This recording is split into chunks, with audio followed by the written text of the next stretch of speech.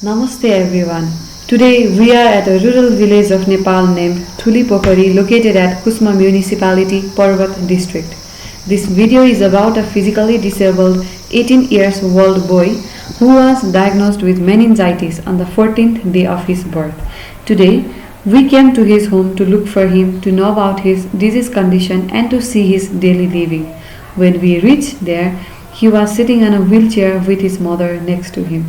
Then we had some conversation about him with his mother.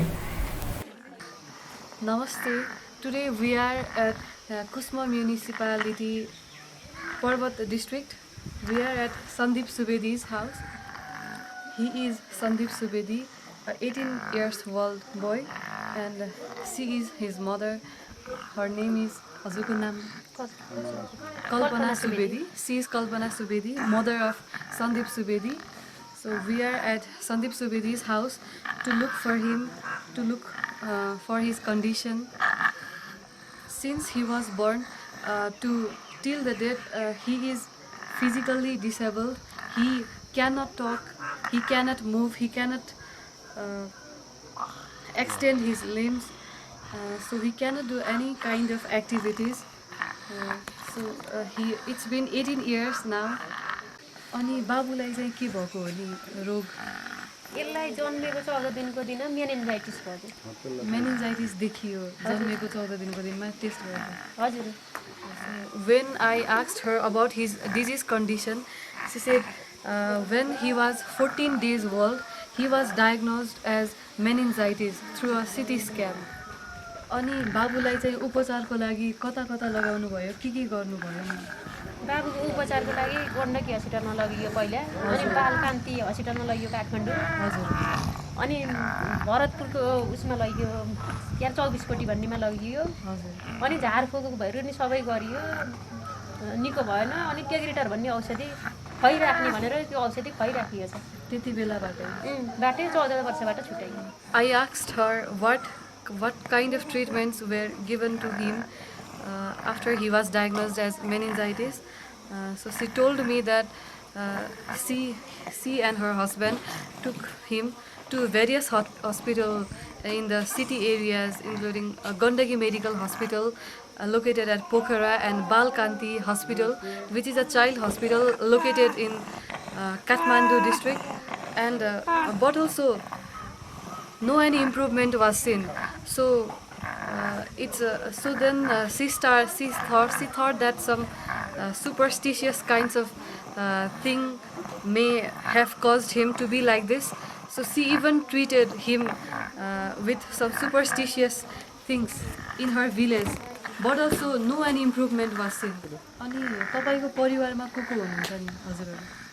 हाम्रो परिवारमा एउटा श्रीमान हुनुभयो, अनि दुईटा यो बाबु मुनिका भाइहरू छन्, दुईटा भाइ। हजुर, सानै छन्। अनि 5 जनाको परिवार। हजुर, 5 जनाको परिवार। So his family member consists of his mother, his father, and he has 2 younger brothers. तपाईको परिवारमा कमाउने को हुनुहुन्छ? अनि परिवार कसरी धान्नु पर्छ अनि उसको उपचारको लागि खर्च कसरी जुटाउनु? परिवारमा कमाउने त खासै कोही पनि छैन। हजुर। कामहरुले खाने हो के रे। अब कामहरु नि बाबा जानुहुन्छ कहिले कहिले, म त यसैले हेरेर बस्नु पर्छ। उसको बाबाले कृषि काम गर्नुहुन्छ। कृषिपात खेतीपाती खेतीपाती। हजुर। आत्तिको मिलापत्ताहरु। हजुर। त्यही गर्नुहुन्छ। अनि बसी गाह्रो छ। गाह्रो बेसरी गाह्रो। So the financial situation of the family seems very poor. His mother can't be involved in any kind of work because she has to be with him for 24 hours, whole 24 hours. And his father, he do some agricultural work, so which is not enough to handle the economic and financial situation of his family. बाबुले चाहिँ कसरी के खान्छन् दिनभरिमा के खुवाउनुहुन्छ उसलाई? यसले खासै खाने त दुधै हो के रे। हजुर। दुधमा बिहानमा बिस्कुट खुवाइन्छ, दुध र बिस्कुट खुवाइन्छ। अनि खाना खाने बेला मिक्सरमा पिसेर भात र दालहरू खुवाइन्छ। अनि दिउँसो बिस्कुटै हो हजुर अनि कहिले कहिले ओट्स पनि ल्याइन्छ त्यही दुधैमा सबै दुधैमा हो पानी खाँदैन कुली लाएर दुधैको कुली लाएर खान्छ His daily diet consists of biscuit, oats,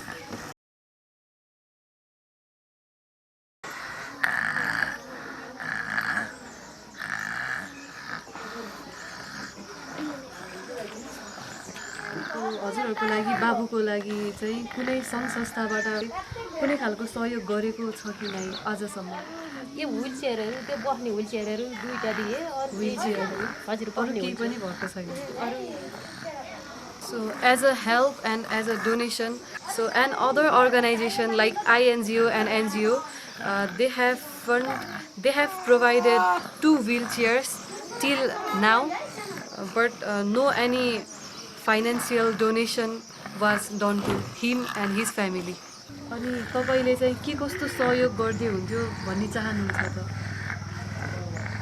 अब व्हिल चेयर त पहिले नै दुईवटा व्हिल चेयर दिनुभएको छ के अरे हजुर अब हाम्रो दुईटैको कमाइ नहुने हुँदा एकजनाले यसैलाई हेरेर बस्नुपर्छ अझ मैले मात्रै पनि सक्दिनँ यसलाई दिशा गरेर दुईजनै चाहिन्छ त्यसो हुँदा अब खम्ने खर्चको लागि नै बरु आर्थिकै सहयोग गरिदिए हुन्थ्यो भन्ने जस्तो लाग्छ मलाई Since his mother has to stay with him by his side for every 24 hours, the only income generating person in his family is his father. So his father is also engaged in agricultural activities which cannot handle the financial support, which cannot handle the financial crisis of his family in a proper way.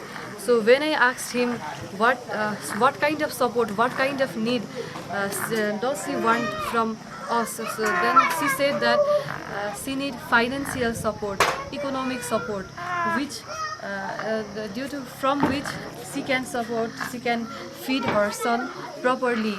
He can have a proper diet.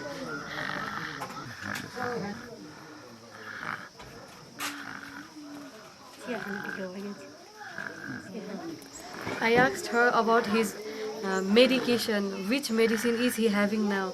I asked her about that, but she said that doctor prescribed medicine named Take Reader. Take Reader. Thus, doctor prescribed the medicine to him. So he was in medication for 14 years, but now he is 18 years, and since 4 years, due to financial problem, he is not even able to have medicine the doctor prescribed him. अनि बाबुको शारीरिक अवस्थाको बारेमा के भनिदिनु न ऊ कसरी सुताउनुहुन्छ कसरी उठाउनुहुन्छ यसको टाउको मुन्टो टाउको धान्दैन टाउको यस्तो गर्ने भने यस्तो गाह्रो अप्ठ्यारो हुन्छ हात चाहिँ We can see his body structure. It's really hard for him to stay like this. He has been tied up in the wheelchair so that he won't fall.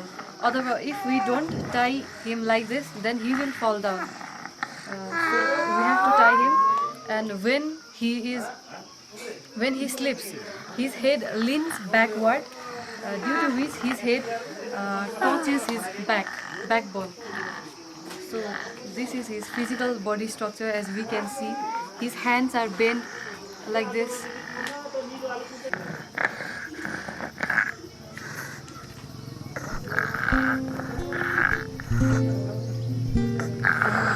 अर्को फेरि त्यो राम्रो लागेको के त राम्रो लागेको तर राम्रो नलाग्दा हुन्छ खुसी भयो त्यसकै कोही मान्छे आएर यसको व्यवस्था गरिदिएपछि एकदम